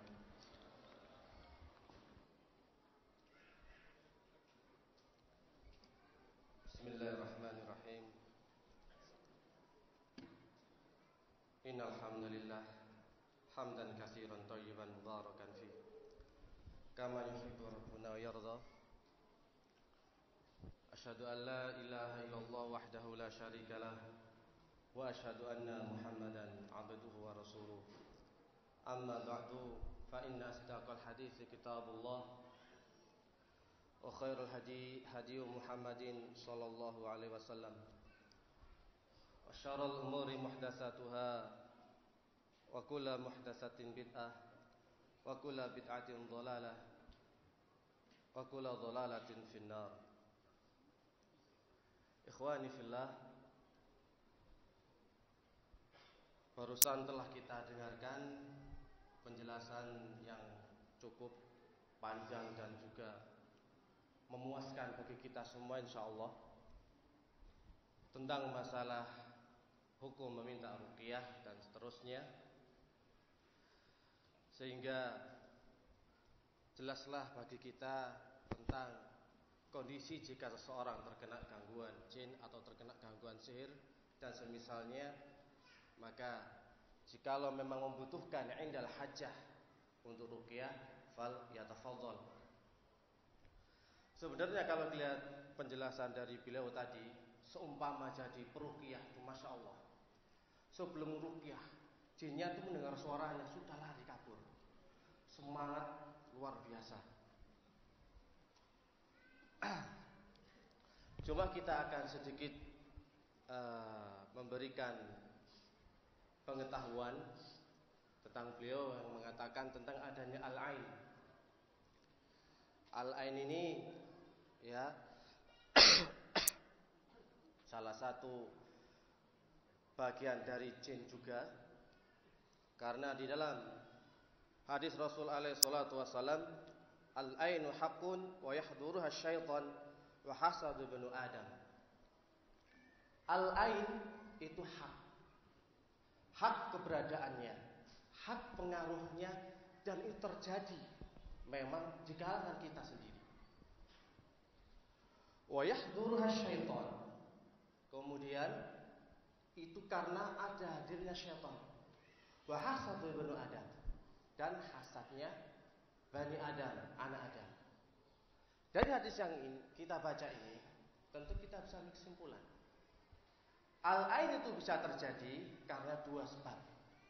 Yang pertama, karena ada hadirnya syaitan.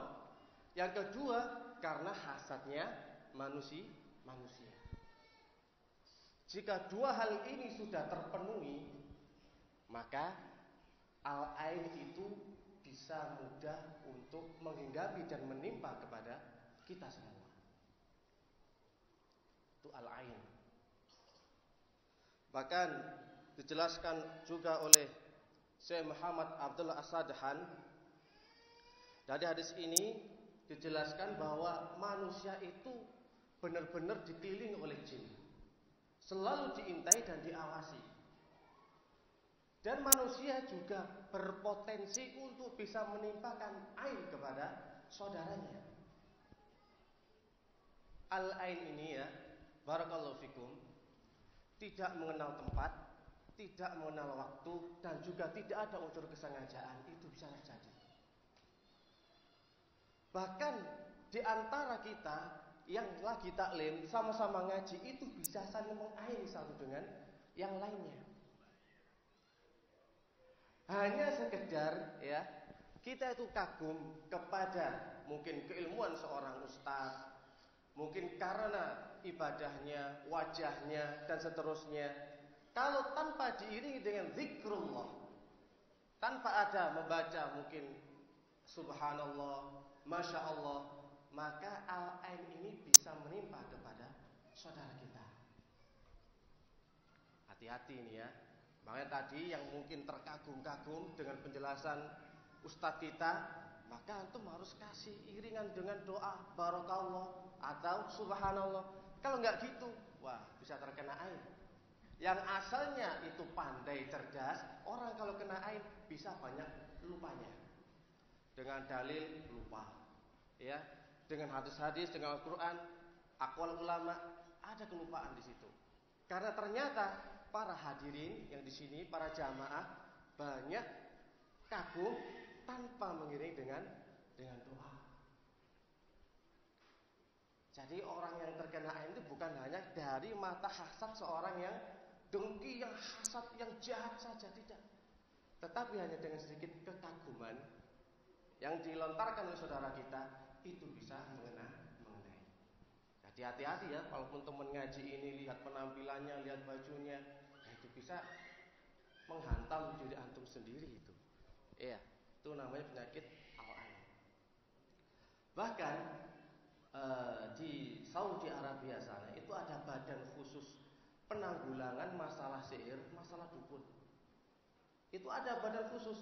Kalau di Indonesia ada badan masalah KPK ya, masalah korupsi dan yang lainnya.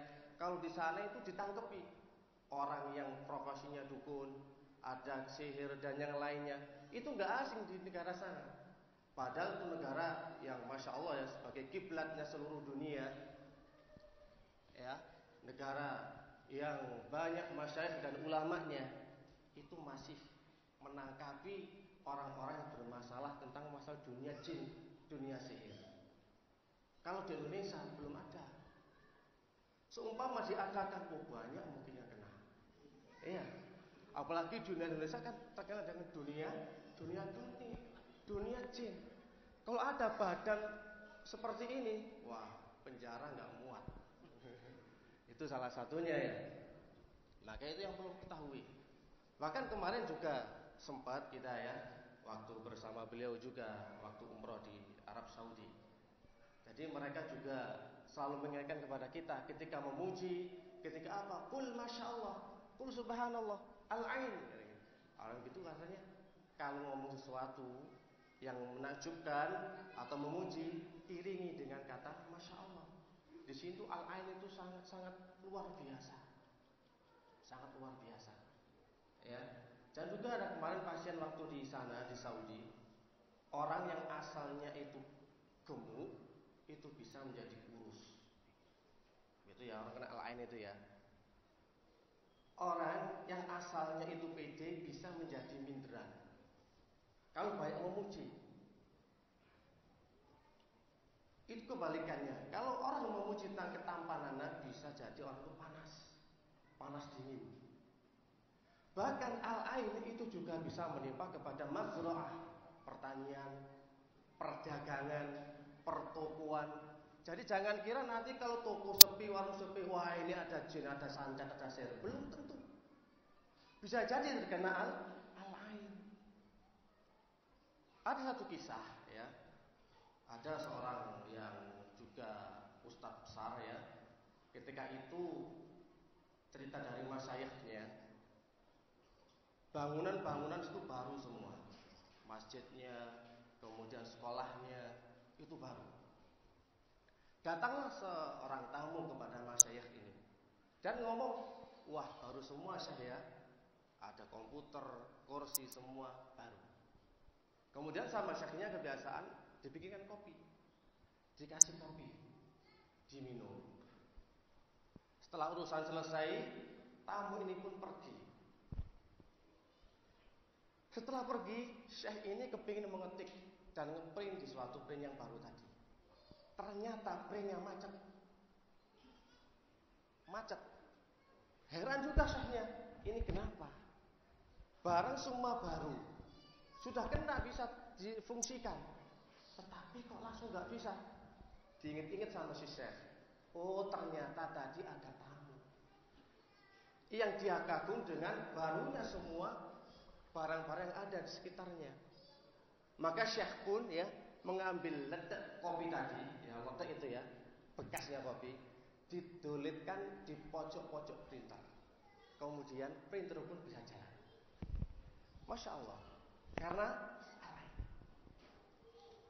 banyak kisah-kisah nyata ya yang dialami di Saudi juga banyak. Ada juga kemarin salah satu qari yang bacaannya bagus sekali, merdu indah suaranya. Dia naik ya di podium melantunkan suaranya. Masya Allah ya. Setelah turun, setelah dia mengaji, langsung jatuh pingsan belat. Itu bukan karena sihir, bukan karena santet juga bukan. Tetapi karena pengaruh ya kekaguman hadirin yang hadir tanpa memuji nama Allah, tanpa berzikir kepada Allah Subhanahu wa taala. Maka seorang qari ini pun jatuh pingsan. Itu kasus al-ain seperti itu. Bahkan ya kalau kisah banyak ya, masalah al-ain, masalah apa, banyak. Maka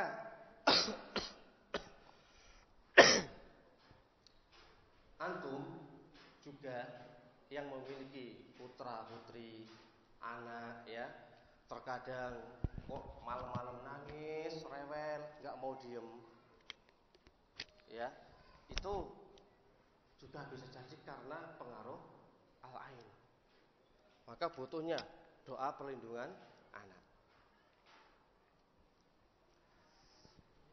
Saya kira Ustaz Zuhri ya, Ustaz Zuhri masih ingat doa perlindungan anak? Sudah lupa? Kalau doa bikin anak sudah lupa, nggak pernah praktek.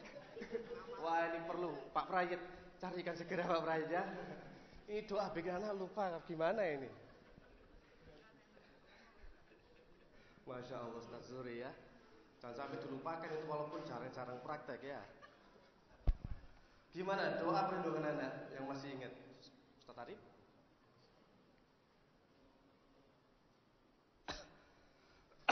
Lupa lagi. Ustaz Rahmat? Ini nggak ada yang punya anak kan? Kok pinter bikin anak tapi nggak mau melindungi anaknya itu gimana?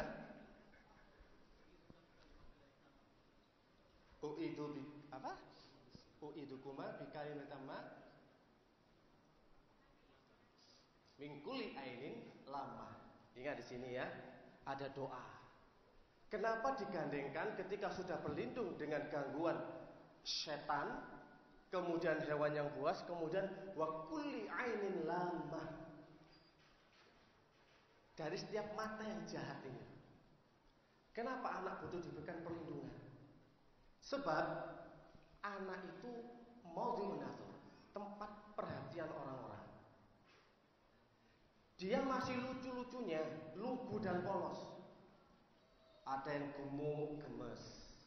Ada yang lucu, senang. Ada yang pinter, ya suruh ngapal cepat. Nah, kalau ini dibiarkan, gak ada perlindungan dari kata-kata al-ain, saudara antum, kerabat antum, ya, tetangga, teman-teman ngaji, karena senang sekali dengan anak antum memuji betapa piawainya atau mungkin putih cantik, ini juga akan mempengaruhi kepada anak. Kadang anak demam, panas, ya karena kena air kita nggak tahu. Maka di sini rahasia kenapa kita pelindungan anak dengan doa wa kulli ainin lamah. Kita jangan nggak tahu maksudnya, pokoknya doa pelindung anak itu yang hafal. Kalau nggak hafal, ya dibiarkan saja, ya tidur gitu ya. Ini kan salah satu bentuk ya untuk menangkal syubhat. Terkadang kan sering orang katanya gitu ya, kalau terjun dalam dunia ruqyah, nanti jinnya akan ganggu kepada anak istri kita. Jadi mundurlah dia menjadi orang peruqyah. Gimana dia meruqyah tapi anak istrinya terancam. Sebenarnya tidak seperti itu lah ikhwan ya. Yang terpenting doa perlindungan anak, ya, doa zikir pagi petang kepada istri kita ajarkan. Insya Allah ya, tidak ada hal seperti itu. Gak ada istilahnya jinnya nanti akan datang ke rumah, kita lagi ngeruqyah, anak kita dicekik, istri kita akan dibanting. Gak ada. Ya. Jadi kalau ingin jadi peruqyah nanti, luruskannya. Kuatkan keyakinan. Jangan ada syubhat-syubhat semacam itu. Ya. Memang kalau kita bahas al-ain ini juga panjang sekali ya. Intinya semua itu bisa ya teratasi insyaallah dengan ruqyah yang syariah. Syarat-syarat ruqyah sudah dijelaskan tadi. Tentu itu yang bisa kita lakukan. Dan doa perlindungan yang jangan sampai kita lalaikan. Bab masalah al-ain ini juga pernah kita tangani waktu di Saudi. Ada seorang perempuan dulunya gemuk jadi kurus, selalu melihat saja kepalanya. Ketika itu akhirnya kita undang di kamar. Jangan sampai di tempat makan. Kita bawa ke atas. Belum diapa-apain, sekedar dialog. Sudah ngecer semua itu orangnya. Tidak lama kemudian dia muntah. Muntahnya berdarah keluar dari hidung. Lah ini satu faedah ya, tanda-tanda orang kena al-ain jika dia muntah keluar darah dari hidung. Itu kena al-ain. Ya, itu tanda-tandanya. Orang lain itu banyak tanda-tandanya. Makan banyak, enggak gemuk-gemuk, tetap kurus saja gitu ya. Itu al-ain. Hati-hati ya, hati-hati. Ini tanda-tanda aja gitu ya. Bisa dicekkan nanti. Makannya banyak, tapi kok gemuk-gemuk. Kemana kamu makanan ini? Iya. Lah itu tanda-tanda juga orang kena al-ain. Suka kencing. Nah, itu kan tanda lain. Riwari kencing aja. Barusan pipis dapat berapa menit ke belakang lagi. Ke belakang lagi. Keringet-keringet, suka berkeringet. Kemudian ngantukan. Nah ini siapa ngantuk ini? Ayo. Jangan al-ain ini ya. Tak periksa nanti ini. Al-ain kan memang mata kan, ngantuk ya memang penyakit al-ain, mata ngantuk. Seperti itu. Dan pengaruhnya dahsyat. Bahkan dari apa yang telah disabdakan Rasul alaihi wasallam, aksara man yamut, kebanyakan nanti ya orang yang meninggal di dalam kubur itu rata-ratanya ba'da qadaillahi wa qadarihi, setelah takdir Allah dan qada Allah adalah bil ain, dengan al-ain. Coba bayangkan, ini data yang valid yang telah dikhabarkan oleh Rasulullah sallallahu alaihi wasallam. Ternyata nanti banyak penduduk ahlul kubur itu matinya gara-gara terkena al-ain. Karena al-ain itu bisa tudkhilul rajula al-qabr, bisa memasukkan seseorang masuk ke dalam liang yang lahat kuburan, dan bisa memasukkan onta ke al-qidr, ke wajan bencana, goreng alias mati dia. Itu cepat sekali. Maka kalau ada orang yang terkena penyakit gak sembuh-sembuh, sulit diobati, gak tahu, dokter itu meneliti terus mendiagnosa gak ketemu penyakit apa, ini bisa-bisa terkena al-ain. Itu loh ikhwan fillah ya. Di al-ain ini masih al-ain ya. Sebenarnya ya pembahasan dunia rupiah itu kan memang sangat erat sekali, gak lepas dengan dunia jin. Ini belum kita membahas masalah sihir, macam-macam sihir. Kemudian bagaimana orang menanggulangi kesurupan. Ini sekedar pengenalan masalah al-ain. Harus diwaspadai. Jadi antum kalau melihat saudara antum memiliki kelebihan, memiliki keistimewaan, jangan lupa ketika memuji iringi dengan doa dan zikir. Kalau nggak seperti ini, antum sama saja membunuh saudara antum. Dan ini akan mengena kepada orang-orang yang soleh, orang bertakwa, seorang ustadz, seorang ulama, apalagi kita, ya, kita orang ini ya, wah, merajalela al-ain. Jadi tidak harus terkena sihir ataupun santet. Harus jeli dalam mendiagnosa. Apakah seseorang terkena al-ain, apakah terkena sihir, atau dua-duanya. Sihir ada, al-ain ada. Tadi kembang bayang tambah. Itu ya. Wis sihir wis gak waras, tambahi al-ain, penyakit yang tidak ditemukan oleh dokter. Itu luar biasa.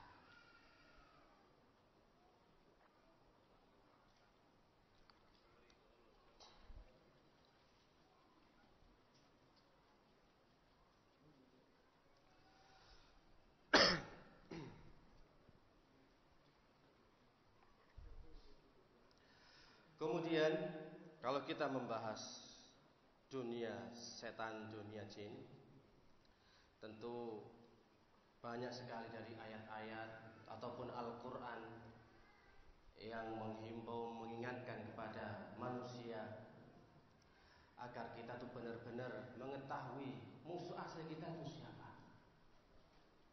Inna syaitana lakum aduun fattakhidhuhu aduwa. Dalam surat Fatir ayat ke-6. Sesungguhnya setan itu musuh bagi kalian. Fattakhiruhu aduwa, maka jadikanlah setan itu sebagai musuh. Ini perintah dari Allah Subhanahu wa taala. Sudah dikabarkan, manusia, kamu tuh punya musuh namanya setan. Bener-benerlah kalian jadikan tuh musuh.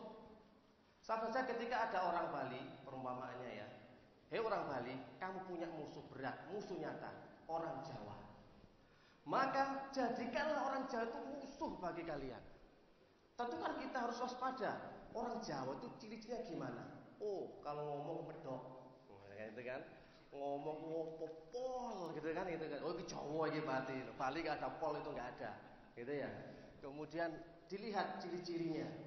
Wah, dari ujung rambut sampai ujung kaki itu lihat, diperhatikan.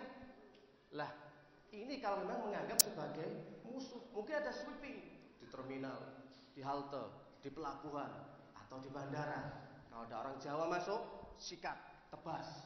Itu. Nah, apakah ini sudah kita berlakukan kepada musuh kita setan? Tahukah ciri-ciri kita dari ujung rambut sampai ujung kaki? Setan ku piye? Jin ku ya apa bentuke? Jenise ku pira? Berapa? Oh, iki pati Jawa, ono pirane Jawa. Itu berapa? Ya.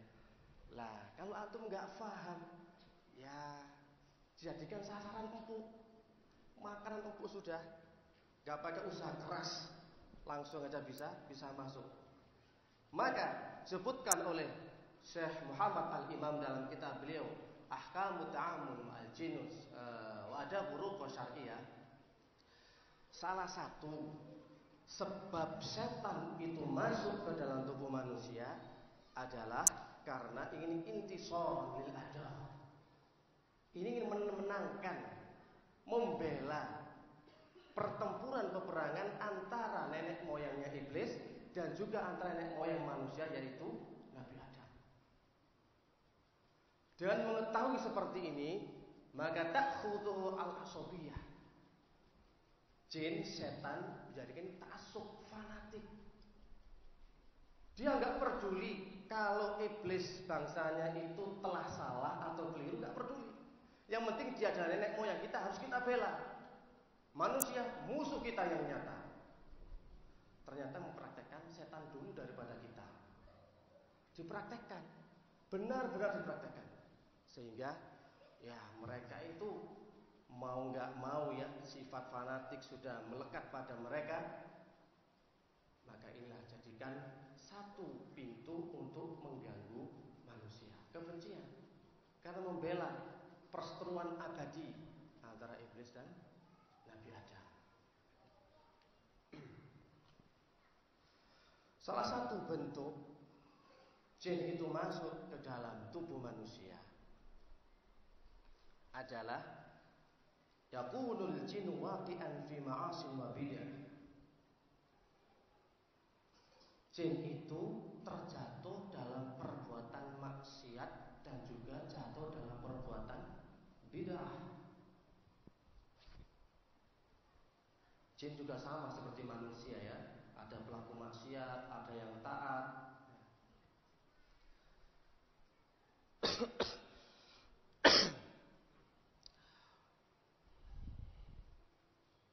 Kemudian bangsa jin fayajidu minal insi.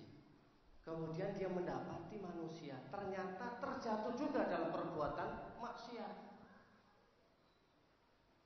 Oleh karena itu mereka masuk dan mendorong mereka selalu berbuat maksiat dan kebid'ahannya semakin ekstrim, diperparah. Maksiat umum, masalah hati, riba, namimah, ya, riya, ujub, takabur, atau maksiat-maksiat yang lain. Ini merupakan pintu celah bagi jin untuk masuk ke dalam tubuh manusia.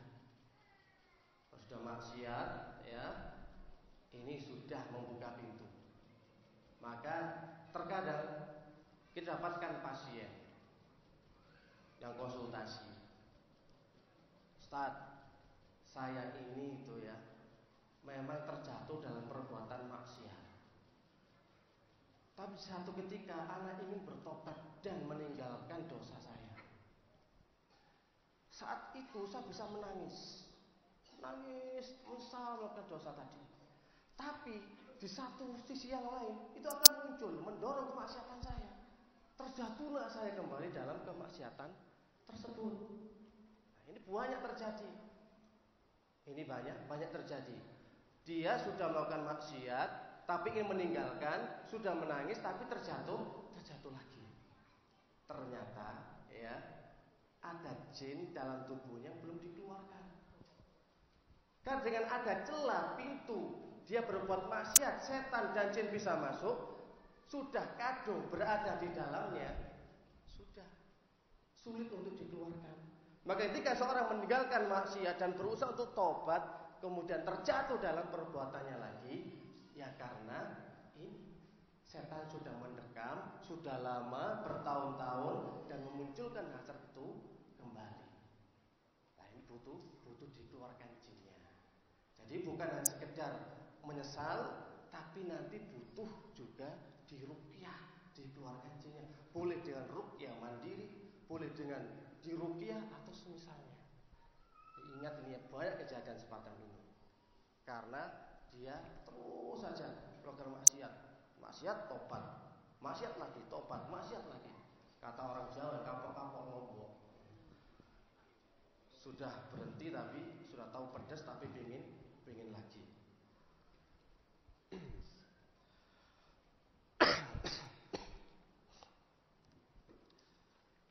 Selanjutnya, hal yang paling penting juga untuk kita ketahui, kalau kita membahas bangsa jin, kita harus tahu jenis-jenis jin itu apa saja. Ya, dia ada berapa, kemudian nanti provokasinya itu di dalam hal apa saja, dan masuknya kepada siapa. Itu penting. Dari hadisnya Abi Sa'labah, qala Rasul alaihi salatu wasallam, Rasulullah bersabda, al-jinnu salah satu asnafin. Jin itu ada 3 jenis. Jin itu ada 3 jenis. Yang pertama, sinfun lahum ajnihatun yatiruna fil hawa. Ada satu golongan jenis yang mereka itu memiliki sayap dan bisa terbang di udara. Ini pelajaran dasar ya untuk mengenal jin biar tahu. Yang kedua, sinfun hayah wal aqarib. Jenis dari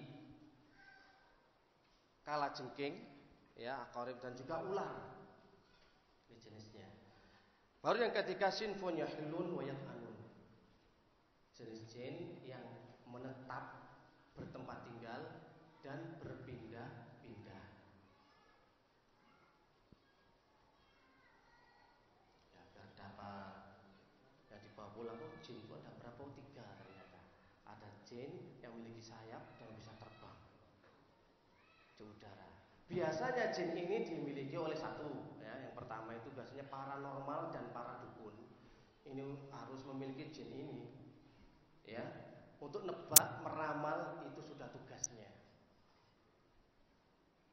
Biar tahu ya. Wah, kalau datang pasien ditebak tanggal lahirnya, rumahnya menghadap kemana. Ini tujuan seperti itu. Kalau paranormal dan dukun, harus memiliki jin ini. Kalau bisa semakin hebat untuk menebak masa depan, membaca pikiran orang lain. Belum bisa dibaca pikiran antum. Antum kesini lagi ada butuh ya, jelas ada butuh pak. Gak mungkin kesini gak ada kebutuhan. Bener juga nebaknya.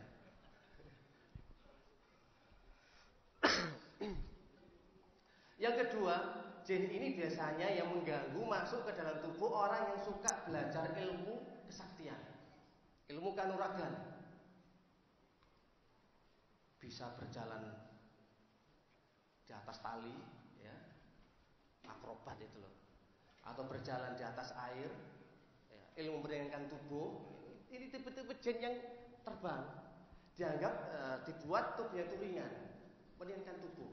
Penculit-penculit bisa ke genteng langsung ke atap. Itu pada ada jin yang bisa terbang gitu, termasuk ke dalam tubuh orang itu ya.